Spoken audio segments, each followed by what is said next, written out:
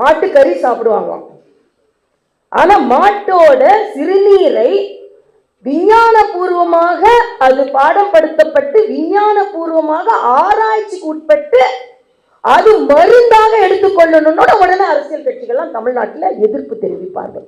நான் கேட்கிறேன், சங்க இலக்கியத்தில் கூட மாட்டுச்சாணம் பூசப்பட்ட நாம் முற்றங்களை நாம் பார்த்திருக்கிறோம். மார்கழியில் மாட்டுச்சாணத்தில் தான் நம்ம பூசணி பூவை வைத்து நாம் அலங்கரிக்கிறோம். ஆக மாட்டுச்சாணத்தை நீங்கள் பூசும் பொழுது அந்த மாட்டின் அமிர்த நீர் என்று அதற்கு பெயர். அப்படி என்றால் உயிருக்கான நீர் என்று பெயர். உடனே என்ன ராஜினாமா செய்யலாம் சொல்ல முடியாது, ஏன்னா அலோபதி டாக்டர் கோமியத்தை பத்தி பேசுறேன்னா விஞ்ஞான பூர்வமாக நிரூபிக்கப்படவில்லை என்றால் அதை பற்றி நான் பேச மாட்டேன். ஆக இவர் ஆராய்ச்சி என்று சொன்ன உடனே எனக்கு அது ஞாபகத்திற்கு வந்தது.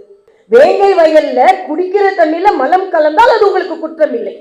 ஆனால் கோவின் சிறுநீர் கோமியம் என்றது விஞ்ஞான பூர்வமாக அது அமிர்த நீர் என்று ஆயுர்வேதத்திலேயே சொல்லப்பட்டிருக்கிறது என்றால் உடனே நீங்கள் குதி குதி குதி என்று குதி